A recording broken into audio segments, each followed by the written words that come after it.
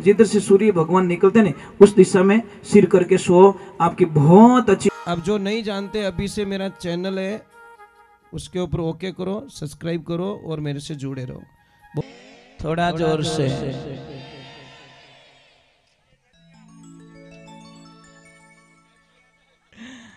देखो, मेल तो बराबर हो गया भाई, नदी तो है, गांव भी है ना। चलो राधे राधे, थोड़ा जोर से बोले।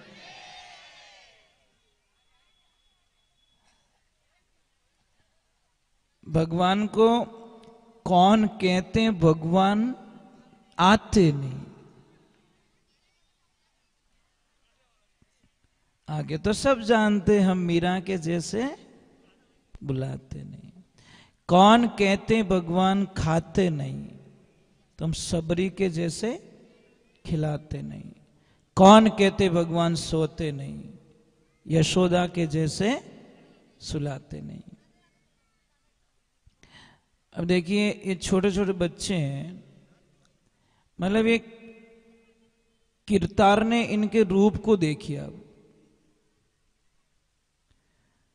मतलब इनकी शक्ल हमको कभी नेगेटिविटी नहीं लगती, अच्छे ही लगते हैं। और एक बात और बोलूं आपको, बीमारी ठीक करने का इलाज बताऊं। कोई आदमी कितनी भी चिंता में बैठा है, उसकी गोद में ले जाके एक बच्चा छोड़ दो, वो एक बार तो कितनी समस्याओं से बाहर निकल जाएगा। क्योंकि छोटे बच्चे में इतनी एनर्जी, पॉजिटिविटी एनर्जी होती है, कितना ही दुख दूर कर दी। यानी शक्ल में इतनी ताकत रिया करे टाबर। आपको पता है छोटे बच्चों में कितना अच्छा लगता है, कोई भी लेके चला जाता है बिना पूछे। कोई भी खेल रहा है, कोई भी उठाएगा, ये मुझे दे ना, मुझे दे ना, मुझे, बस भाव होने चाहिए। तो गोपियां प्रेम के सामने एक ध्यान रखना, प्रेम और ज्ञान दोनों साथ में नहीं चल सकते।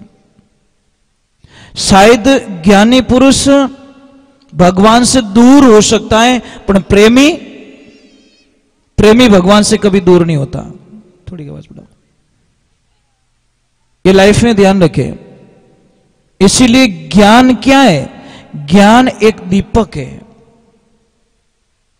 और दीपक को जलाइए, थोड़ा हवा का झोंका आएगा, दीपक बुझ जाएगा। और प्रेम एक मणि है, मणि को रखिए, कितनी भी हवा आने दो, उसकी लो वो बुझेगी नहीं। मणि कभी बुझती है क्या? राधे राधे, थोड़ा जोर से बोलो, राधे राधे राधे। क्या हुआ? हाँ, ये तो पता नहीं, कृष्णा जाने। मैंने ध्यान नहीं दिया, पता नहीं होगी, आज होगी कल होगी। थोड़ा तो था ही ध्यान रखो, होगा पूरी मैं ध्यान रखो तो है क्या? चलो कोई बात नहीं। हाँ चलो कोई बात नहीं, आज भी मान लो, कल भी मान लो, आपने तो मान लो। हाँ बस मानना चाहिए। और एकादशी का तो आप सबको पता ही है कि चावल उपयोग में नहीं लिया जाता, चावल नहीं खाने चाहिए। कल है। तो देखिए, ज्ञान और प्रेम के बीच में उद्धव जी पराजित हो जाते हैं। उनको अहंकार था किस बात का? कि मैं इतना ज्ञानी पुरुष हूं कि मैं गोपियों को समझा लूंगा, वहां के लोगों को मैं समझा लूंगा। पर वो तो प्रेम के प्रतीक थे, इसलिए वहां पे ज्ञान का प्रभाव नहीं पड़ा और उनकी चले नहीं। अब वो वापस निकल गए, और जैसे ही आते हैं तो भगवान को तो पता ही था, भगवान ने आते ही उद्धव जी को क्या बोला? आइए आइए ज्ञानी पुरुष आइए। तो उद्धव जी को झटका लगा कि एक तो बट है, मैं ऑलरेडी पराजित हो चुका हूं, और थाई तानो मारो मने। मतलब ऑलरेडी मैं वहां पे दुखी होके आया हूं कि मैं हार गया वहां पे, और आप भी आगे वही मौको रखो। एक तो भाई दी बुझाने की कोशिश करें था, पेट्रोल और डब्बो ने को तो भाई दिक्कत बुझी। तो भगवान ने उनको बोला कि 2 मिनट के लिए आंखें बंद करो। तो आंखें बंद की, 2 मिनट हुआ, बाद में बोले कि उद्धव जी आंखें खोलो वापस।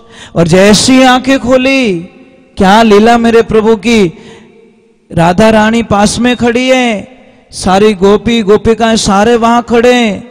तो उद्धव जी को समझा दिया कि मैं खुद ही राधा हूं, भक्ति रूपी राधा हूं, और मैं खुद ही वहां पे रहे, सब मेरी एक लीला है, माया है, मेरे से कोई ये अलग है ही नहीं, ना तो आप अलग हो ना मैं अलग हूं। इधर थोड़ी एक दुविधा हो जाती है। मैंने बोला ना, भगवान का जीवन शुरुआत से लेकर इस भागवत में आपको समझना चाहिए कि भगवान का जीवन शुरू से लगाकर एंड तक संघर्षमय जीवन जिया।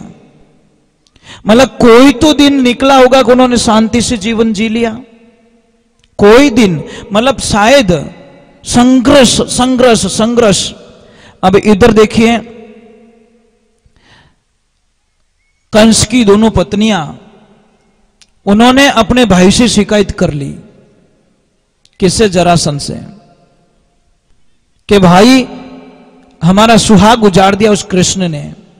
अस्थि और प्रस्ति थी, दोनों ने जाकर शिकायत की। भाई को इतना गुस्सा आया, इतना गुस्सा आया कि 23 यक्षोहणी सेना लेकर मथुरा पे आ गया कि अभी तो कृष्ण का एंड है, बस दूसरा कुछ नहीं है। पर भगवान तो भगवान है। बलराम जी ने बोला कृष्ण युद्ध कैसे करेंगे, कि भैया युद्ध तो हमको करना ही है, सबका विनाश तो करना ही है, पर एक काम हमको करना पड़ेगा। क्या, कैसे, कि हम सबको मार देंगे, जरासंध को मारना नहीं है। अगर जरासंध को मारेंगे तो मामला गड़बड़ हो जाएगा। कैसे, कि जरासंध को हम छोड़ देंगे तो उसको गुस्सा आएगा, फिर बचे हुए राक्षसों को लाएगा, फिर हम मारेंगे, फिर लाएगा, फिर हम मारेंगे, क्योंकि हम तो ये काम करने के लिए आए, और जरासंध हमारा निमित्त बनेगा, उद्धार करेंगे, उनको लाना ही पड़ेगा, क्योंकि वो उसको जिंदा छोड़ेंगे तो लाएगा, उसको मार दे तो लाएगा कौन, वो फिर जाएगा, फिर प्रतिशोध की ज्वाला उसके दिमाग में रहेगी, फिर आएगा, फिर हम मारेंगे, उसको बार बार छोड़ते रहेंगे। और इसी बीच में जरासंध की पूरी सेना को नष्ट कर दिया जाता है, फिर उसको छोड़ दिया जाता है, और फिर वो वापस जाके अपने प्लान में लग जाता है। इधर कालियावन, देखो मैं क्या बोल रहा हूं, एक पीछा नहीं छूट रहा है, दूसरा पीछा आ रहा है। तो भगवान ने अब मारे किससे उसे, अब रक्षा तो करनी थी, रक्षा करने के लिए कुछ नया करना था, लोगों को वहां रखना नहीं था, सुरक्षित नहीं थे। तो भगवान ने किसको बुलाया, विश्वकर्मा भगवान को। और विश्वकर्मा भगवान को बुला के बोला कि एक ऐसी नगरी की रचना करो, ऐसी नगरी बनाओ जहां पे हमारी ये नगरी सुरक्षित हो सके। और पानी में जाकर विश्वकर्मा भगवान ने द्वारका की रचना की, तैयार कर दी। तैयार करने के बाद में जो मथुरा से गुफा के माध्यम से सारे लोगों को वहां भेज दिया गया, माया के माध्यम से भेज दिया गया। वहां पे जाने के बाद में सुबह का टाइम होता है, लोग उठते हैं, अंदाज लगाते हैं मैं यहाँ पे कैसे हूं, मैं यहाँ पे कैसे हूं, मैं यहाँ पे कैसे हूं। तो महाराज कोई इधर भाग रहा है, कोई इधर भाग रहा है, कोई इधर भाग रहा है, गेट नहीं मिल रहा है। तो सारे लोगों ने चिल्लाना शुरू कर दिया, अरे द्वार कहां है, द्वार कहां है, द्वार कहां है। उसी दिन से उसका नाम पड़ गया द्वारका। बस वो द्वार के चक्कर में द्वारका हो गया। अब इधर कालियावन आता है तो उसको भी मारना जरूरी। अब कुछ भी नहीं कृष्ण के पास में, तो उन्होंने एक युक्ति सुझाई कि दुश्मन आ रहा है, भगवान आगे दौड़ते गए, दौड़ते गए, दौड़ते गए, दौड़, एक भयंकर जो जंगल में गुफा थी, उस गुफा में चले गए। और वहां के मुचकंद नाम का राक्षस वो थे, देव वहां पे सो रहे थे। तो उन्होंने, भगवान ने एक लीला रची कि ये बीच में है, इसको उठाएंगे, और इसको वरदान दिया गया है, क्योंकि वो देवताओं की रक्षा करने के लिए त्रेता युग से आए थे। तब से देवताओं से मांगा कि मैं थोड़ा सोना चाहता हूं। तो उन्होंने बोला मुझे डिस्टर्ब नहीं करना चाहिए, उस गुफा में सुला दिया, और त्रेता में सोया, और उठा कब, द्वापर में। एक युग बीत गया, पर उनको एक वरदान था कि जैसे ही वो उठेगा, आंख खोलेगा, सामने जो भी होगा वो सारे नष्ट हो जाएंगे, आंख की दृष्टि से सारे मारे जाएंगे। तो भगवान ने युक्ति लगा दी कि मैं क्यों लड़ाई करूं, इनके वो दुश्मन सो रहा है, ये आएंगे उसको छेड़ेंगे उठाएंगे। और वही हुआ, भगवान तो आगे निकल गए, वो सो रहा है तो उन्होंने बोला हाँ ये रहा, ये इसको उठाओ, कौन है ये। और जैसे ही उठाया, आंखें खोलती सबका काम तमाम हो गया। भगवान आए, फिर बाद उसको पूछा कौन हो, मैं वो हूं, मैं वो।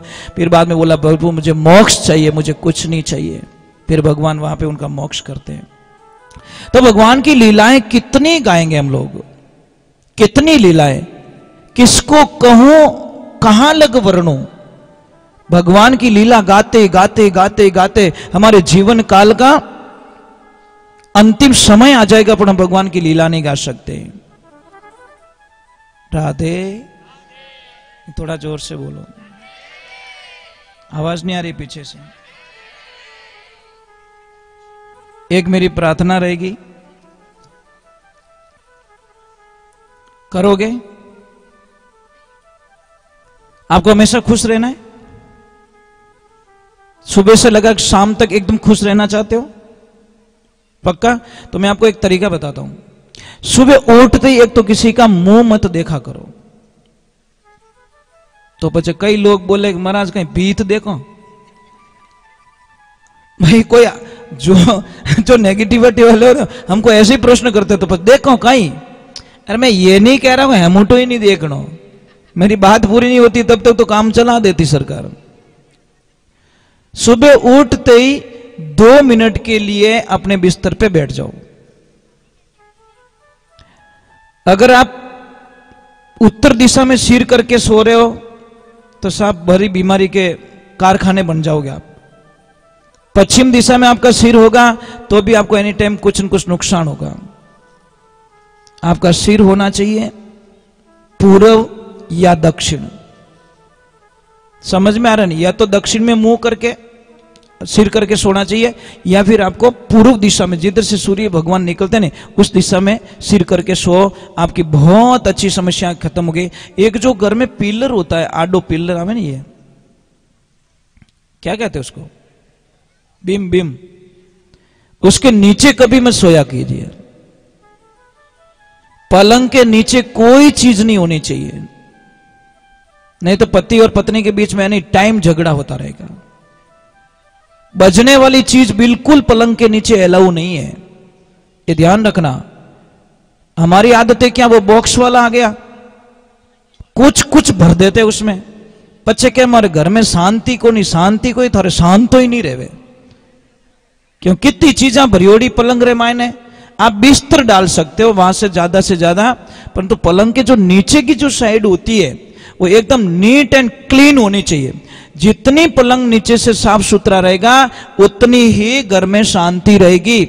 अगर पति और पत्नी दोनों के बीच में छोटी छोटी बातों पे झगड़ा हो रहा है तो कुछ मत करो, हंस और हंसनी का जोड़ा वाला फोटो आप अपने रूम में लगा दीजिए दीवार पे। उठते ही वो जोड़ा दिखे, आपके दोनों प्रेम के प्रतीक बन जाओगे। अगर किसके घर में धन की कमी है तो सिंगल हंस का जो पोज आता है, फोटो आता है, आप बोलोगे फोटो से क्या होगा? फोटो से बहुत कुछ हो जाता है, आप कल्पना नहीं कर सकते। सिंगल हंस का जोड़ा आता है, सिंगल हंस, डबल नहीं होना चाहिए। जिसको धन की कमी है वो सिंगल हंस, उसको पूर्व और उत्तर की दीवार पे बीच में आप कहीं पे भी लगा सकते हो, बैठक रूम में लगा सकते हो, अपने हॉल में लगा सकते हो। या फिर परिवार में छोटी छोटी बातों पे झगड़ा होता है तो पूरे परिवार की एक फोटो खिंचवाओ, पूरे परिवार की, छोटे बच्चों की, आपकी, पर 1 सेकंड के लिए मुस्कुरा जाना, और नहीं हंसना हो तो कोई गिली गिली कर दीजिए पड़ोसी, ताकि वो 1 सेकंड के हंस जाए। और फोटो एक ध्यान रखिए, कैमरा होता नहीं, कैमरा कभी झूठ नहीं बोलता। एक कोई दादाजी फोटो खींचा, फोटो वाला क्या हटा तो कि कहीं रियो कि तने 1 रुपयो नहीं दूं, कि क्यों, कि मारो फोटो एडो क्यों आयो, जने वो फोटो वाला क्यों, दादा मैं फोटो खींचो ने, जने पाडा जीव थे उबा, मैं को उबो नहीं, मार कैमरा रो कहीं कसूर, जैसा था वैसा कैमरे ने पकड़ लिया। तो एक ध्यान रखे, 1 सेकंड के लिए हंस जाओ, सबका मुस्कुराता हुआ फोटो आना चाहिए। और वो फोटो बड़ी फ्रेम में मंडाकर आपके मेन हॉल में आप लगा दीजिए। आप लगा के मुझे वापस बोलना कि गुरुजी हमारे घर में देखो ऑटोमेटिकली शांति हो गई है। आप कल्पना, पर फोटो सब हंसतोड़ा आना चाहिए, नहीं तो 2-4 दिन पहले प्रैक्टिस करो, ट्यूशन जाओ हंसने के लिए। सिंगल हंस का फोटो लगाइए। और नंबर एक, दीवार घड़ी कभी भी घर में बंद नहीं होनी चाहिए, नहीं तो आपके धंधे की बर्बादी निश्चित है, कोई दुनिया की ताकत नहीं टाल सकती। अगर दीवार घड़ी बंद आ रही है तो आपको धंधे में, आपके जीवन की गति को रोकेगी दीवार घड़ी। कई लोग क्या करते हैं, हम घड़ी यहाँ करे बाबड़ो कांटो पाछो जावे क्यों छेल बड़ी उड़ो और घनी ताकत करे मैं जाना चाहूं पण वो क्या है ही को नहीं पावर पाछो आधो પછી કે મારા ધંધા રે મને अचानक असर आ गयो आणो ये महाराज घड़ी बंद पड़ी है घर पे। और घड़ी तो एक बहुत धंधे की प्रतीक होती है। अगर घर के सामने ये जो मोरपंखी आती है ना, मोरपंखी पौधा, अगर वो दोनों तरफ लगा दो ना, आप कल्पना भी नहीं कर सकते। आप 2 गमले लगा दीजिए आप। अब बहुत बगीचा में आती है जी जी, बहुत सारा पौधा, मोरपंखी आती है मस्त एकदम, विद्या की देवी कहते हैं उसको हम, क्या कहते हैं। हाँ, हम बच्चे थे तो हमारी बुक में उसका पत्ता तोड़ के रखते थे, है ना, वो विद्या की देवी। वो दोनों तरफ, एक इधर लेफ्ट और एक राइट, बाहर निकलते हैं ना, तो उनका दर्शन कीजिए। देखिए ये पेड़ पौधे होते हैं, इतनी ताकत होती है इनमें, कल्पना नहीं कर सकते हो। अगर किसी भी, मुझे दादाजी ने कल एक प्रश्न किया था कि गाय भैंस को जब वो डिलीवरी होती है तो उनको कई बार फूल की प्रॉब्लम हो जाती है, समस्या आ जाती है, बहुत पैसा खर्च करना पड़ता है, बेचारी तकलीफ होती है। तो आपको नॉर्मली इलाज बताता हूँ, बड़लो आवे ना, बड़लो कहीं के वो वट वृक्ष का, मैं हिंदी में बोल देता हूँ क्योंकि बाहर भी देख रहे लोग, वट वृक्ष का जो पौधा होता है उसकी 5 से 250 ग्राम पत्तियां ले लो आप, हरी पत्तियां, उसको मिक्स करके एक 100-150 ग्राम देसी गाय का घी उसमें मिलाकर 1-2 चम्मच हल्दी डाल के उसको खिला दीजिए। महाराज इतना बढ़िया इलाज आप कल्पना नहीं कर सकते, कल्पना भी नहीं कर सकते। अगर किसी गाय भैंस, किसी को भी चोट लग गई है और वो ठीक नहीं हो रही है, एक साइकिल का पुराना टायर लीजिए, उसको जला दीजिए, उसका जो पाउडर होता है उसको ले लीजिए और उसको कपड़े में छान लीजिए, उसमें 100 ग्राम देसी गाय का घी डाल दीजिए और 50-100 ग्राम देसी हल्दी डाल दीजिए, मलम बना के वो लगाइए, 5-10 दिन में तो घाव ठीक हो जाएगा। कितना भी घाव पड़ जाए एकदम ठीक हो जाएगा, आपको पता ही नहीं है।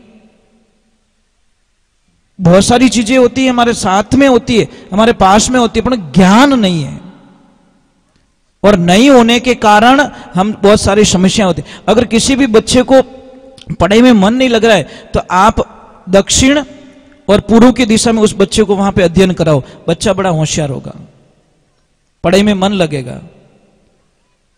समझ में आ रहा है नहीं आ रहा कपूर? हाँ, घोड़े के लिए इलाज है मैं बताऊंगा आप भाई। आप नाच रहे तो आपको बताना भी जरूरी है। गोडा तो अटी दुका ऊपर याद करो। हाँ राधे, थोड़ा जोर से बोलो।